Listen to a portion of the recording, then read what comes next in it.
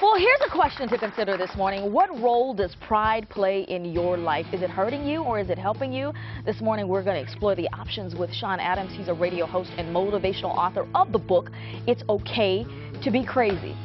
Welcome, Sean Adams, this morning. I'm great. Sean, chapter 10. Yeah. Thank you. We said we were going to dig into this book because every time you're here, we hear from viewers who say, I love Sean Adams. I feel better when he's come on. So let's talk about pride, the whole idea of pride. Is it good to be a person who's got a lot of pride? Well, there's good and there's bad. Yeah. I go back to my mother always having to remind me, Sean, pride is the worst of the 7 sins. And sometimes I have to remind her that unfortunately I've got a lot of it.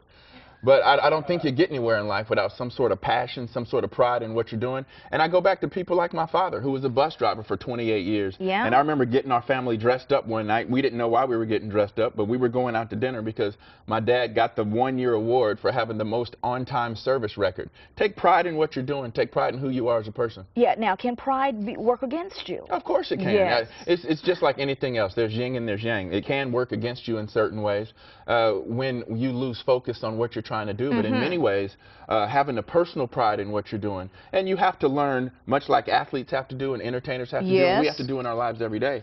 You have to learn to kind of operate in life. It's okay to have that chip on your shoulder and have some pride, but you can't operate in relationships with pride. Yeah, one of the things you say too is you just can't sit around with pride without having any passion to kind of support it, right? You said we need passion. Well, you have to have that passion, and one of the things that you see with successful people is they have passion for what they're doing, and they focus on the fundamentals. And as long as you have those two things, you got as good a shot as anybody to be successful.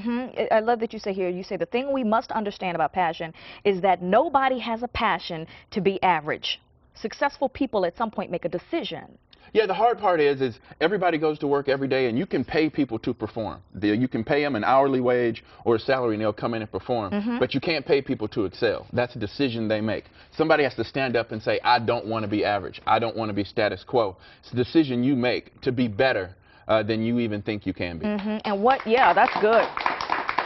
And what that leads us to is first you have the pride within its proper parameters, then you have the passion, and then you say you choose to be excellence. Excellence is a habit. Yeah. Yeah, it is a habit. And one of the things I do with corporations is something called stop managing and start coaching. My finance background tells me that when you're managing to a metric, and that's great because what gets measured gets done. But when you're coaching to excellence, and that's two different tracks. When you're trying to build excellence, that's something that goes way beyond metrics.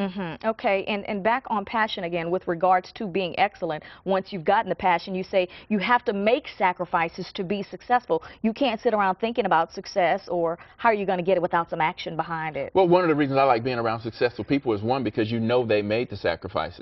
Because everybody has to sacrifice time with family and friends and loved ones, and you sacrifice these things. I took out a ton of school loans to go to graduate school to get my MBA, but that was part of my plan to reach the educational goals that I had for myself, and that's a sacrifice. I'm still paying for them, but it's worked out pretty well. Still paying those loans, huh? Yeah, I'm doing all right. Doing all right. Look, so how do we, hey, just got to have the focus, right?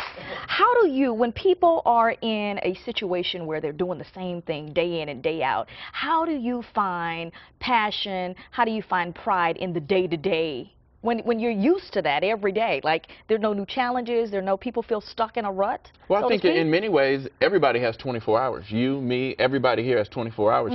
You have to figure out how you're going to use that time you have today. And it's almost like life.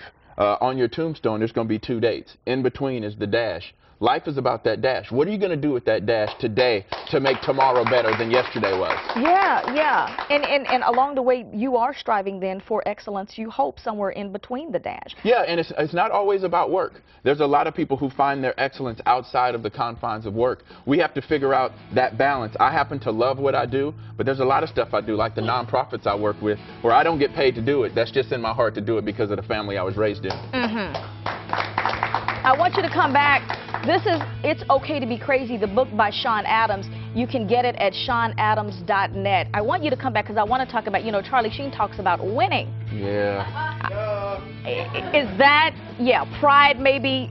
Oh, yeah, that's a whole We other can show. laugh at that, but that's a different show. That's a different kind of winning. Stay with us, everybody. We'll be right back. We're talking about winning.